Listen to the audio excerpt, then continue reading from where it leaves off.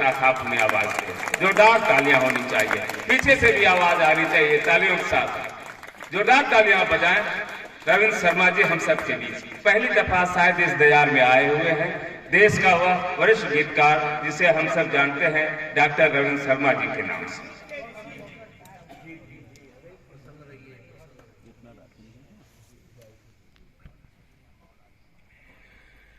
मुझे बुलाए जाने पर पूनम जी मंच छोड़ रहे हैं, तो हमने कहा आप क्यों जा रहे हैं?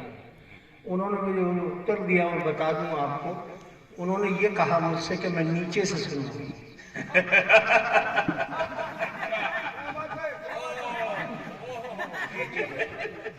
आज फजीहत गहवरी ने जो इन्फेक्शन फैलाया है वो प्राण लिए ले रहा है। और मिथिलेश भाई, पूनम जी का सम्मान करना तो यूं करिए जैसे मैं बता रहा हूं। जी। 4 पंक्तियां पूनम जी को समर्पित कर रहा हूं। तेरे होठ गीत पढ़ते, तेरे होठ गीत पढ़ते, आंखें गजल कहे। तेरे होठ, अब प्रधान जी क्यों नहीं कुर्बान हो जाएगा? पूरा गांव कुर्बान हो जाएगा। अब सभी लोग पगला रहे। एक महिला के पीछे 40। अब पंक्तियां सुन लीजिए। मैं बड़े पवित्र भाव से बड़ा सम्मान करता हूँ पूनम जी का। बहुत अच्छी बात, क्या बात है। जी, वो देख लीजिएगा भी सब सामने आ जाएगा। तेरे होठ गीत पढ़ते, आंखें गजल कहें, रह रह के हम भी तुझको जाने गजल कहें। क्या बात है। जिस दिल से तुझको देखा क्या हो गया मुझे है, हर लम्हा गीत बरसे, पल पल गजल कहे। गहवरी जी को बड़ा एतराज वैलेंटाइन डे पे है। मैं उन्हें ये संशोधन कर दूं उनके सोच में कि वैलेंटाइन डे मनाना भारतीय संस्कृति की मजबूरी है, जरूर मनाना पड़ेगा। क्यों? जब हम 14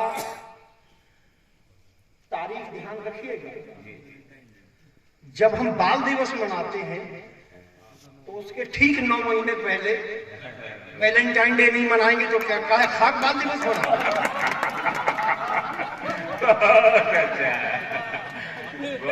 तो ये हमारी कुछ मजबूरियां हैं। ये अनुभव बोल रहा है।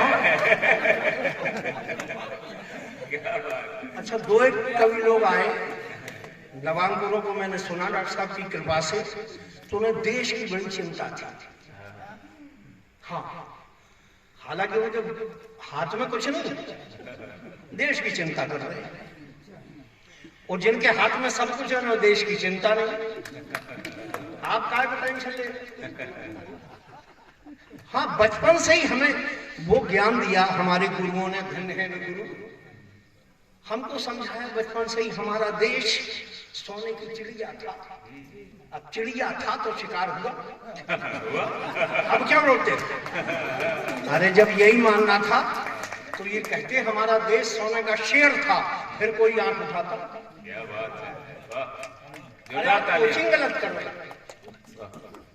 हमें समझा दीजिए, शहीदों की चिताओं पर लगेंगे हर वर्ष मेले, अमृत महोत्सव मना रहे, न वो जगह तय हुई न वो डेट तय हुई। हम कितने जाने। और नौजवान लड़के फांसी पे चढ़ते। अरे ये लोकल है, इसकी कोई बात नहीं। कोई बाहर का आदमी अगर दाद देता तो मैं धन्य होता। अब यहाँ, हाँ, अरे यही होंगे मेरे प्रशंसक, कोई बड़े ज्ञानवान लोग मेरे प्रशंसक थोड़ी होंगे। जो जितने मेरे प्रशंसक हों उन्हें मैं प्रणाम तो करूंगा। हाँ जी, अब देखिए, ये बिहारी लाल नंबर बहुत बेचैन रहता है। अच्छा, क्यों रहता है? इसका भी एक कारण है। हम लोग एक कवि सम्मेलन में जा रहे थे, तो ये पहले कम उम्र का था, हिजड़े मिल गए रास्ते में, उन्होंने इससे बेटा कह दिया। तब से परेशान है कि उन्हें पिताजी कहेंगे माताजी कहेंगे। इसकी बेचैनियां बड़ी अजीब है और वो अभी आपके सामने भी आएंगे।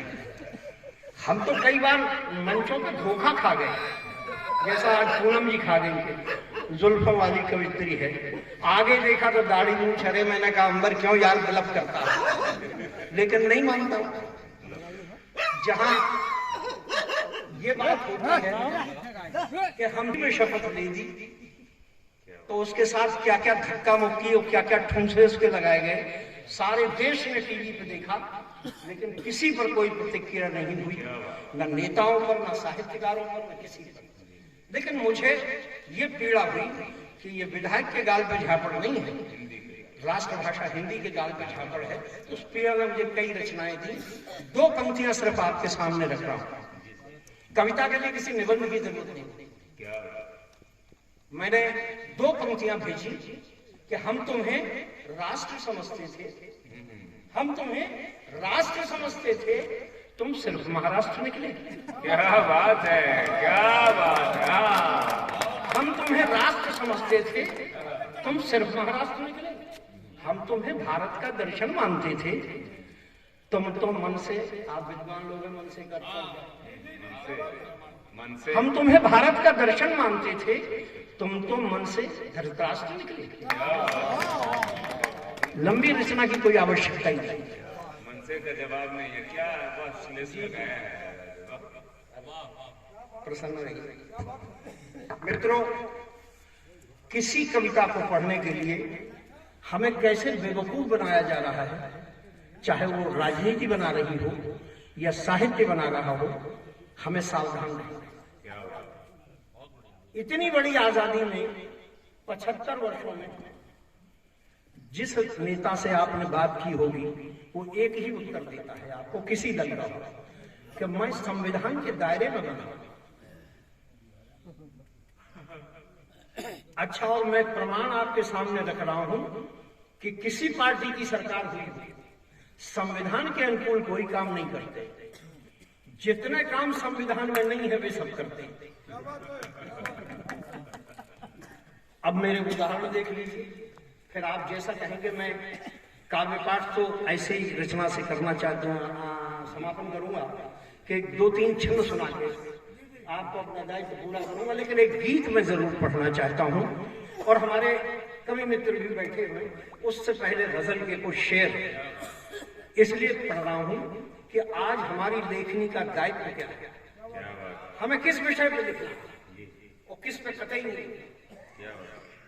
इसलिए आप अखबारों में पढ़ते हैं कि आज किसान ने आत्महत्या कर ली। ये हमारा कृषि प्रधान देश है,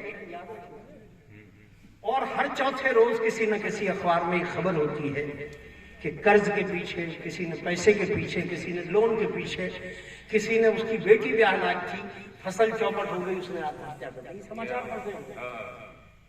इसलिए कुछ शेर सुनाना चाहता हूं कि सभी को निवाले, सभी को, राजा हो या फकीर, सभी को निवाले जो किसान देता है।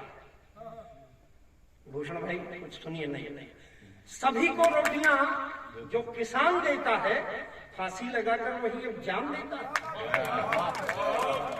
कृषि प्रधान में सोचना होगा। सभी को रोटियां जो किसान देता है, फांसी लगाकर वही अब जान देता है।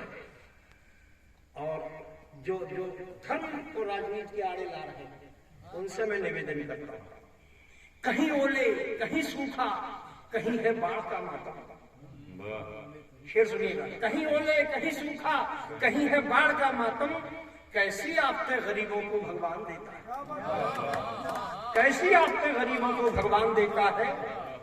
और हम क्या कर रहे हैं, अपनी तरफ उंगली उठाते हैं। मजहब के नाम पे सियासत हो रही है, हम धर्म के नाम पे राजनीति कर रहे हैं।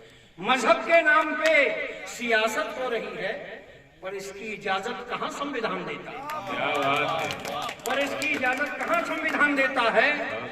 और फिर किसान को प्रणाम करता हूं। किसान भोला है, उसे चालाकी नहीं आती।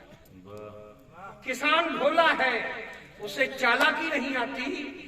उसी को वोट दे देता जिसको जबान देता है। क्या बात। उसी को वोट दे देता जिसको जबान देता है। और मित्रों, हिंदू मुस्लिम की तमाम बात की गई, एक शेर पढ़ता हूं कि हिंदू मुस्लिम सिख ईसाई नहीं,